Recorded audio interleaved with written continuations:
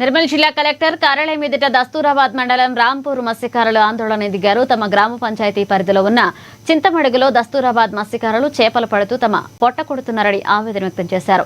చింతమడుగును రాంపూర్ గ్రామ మత్స్యకారులకి కేటాయించాలని డిమాండ్ చేశారు. అలాగే అధికారులు గోదావరిలో తమ పరిధిని నిర్ణయించాలన్నారు. ఈ ఆందోళనలో సుమారు 100 మందికి పైగా రాంపూర్ మత్స్యకారులు పాల్గొన్నారు.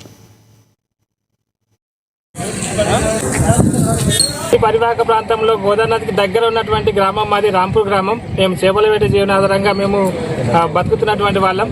మేము మా గ్రామ పరిధిలోనే మేము చేపలు పట్టుకుంటున్నాం. మేము ఎవరి గ్రామ పరిధిలోకి చేపల వేటకు వెళ్ళడం లేదు. భౌగోళికంగా మా గ్రామ ప్రాంతంలో ఉన్నటువంటి ప్రాంతంలో మేము చేపలు పట్టుకుంటుంటే దసరాబాద్ గ్రామానికి చెందినటువంటి మత్స్యకారులు మా పైన దాడికి పాల్పడుతున్నారు. ఈ దాడికి పాల్పడడానికి ముఖ్యమైన కారణము మత్స్యశాఖ అధికారుల యొక్క ప్రోద్బలంతో ఈ దసరాబాద్ గ్రామానికి చెందినటువంటి మత్స్యకారులు మా మీద దాడికి పాల్పడుతున్నారు. దసరాబాద్ వారికి 7-8 చెరువులు ఉన్నప్పటికీ కూడా వాళ్ళు మత్స్యకార అధికారులతో కుమ్మక్కైపోయి వాళ్ళకి లంచాలు పించాలు ఇచ్చుకొని వాళ్ళు మా మీద దాడికి యత్నిస్తున్నారు.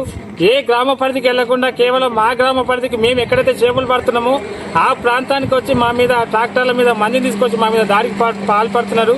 దీనికి అత్యధిక ప్రోద్బలం ఇచ్చేటువంటి అధికారులు ఎవరైనా మత్స్యశాఖ నిర్మల్ జిల్లా మత్స్యశాఖ అధికారుల యొక్క ప్రోద్బలంతో వాళ్ళు మా మీద దాడులకు పాల్పడుతున్నారు.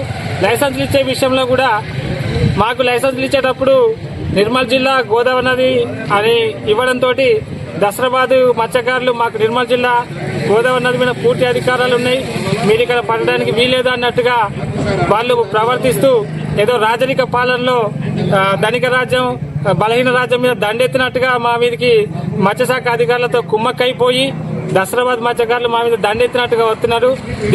మేము గౌరవ హైకోర్టును మాకు మరొక వృత్తి తెలియదు, మాకు చేపలు పట్టడమే మా వృత్తి అని చెప్పేసి హైకోర్టును ఆశ్రయించగా హైకోర్టు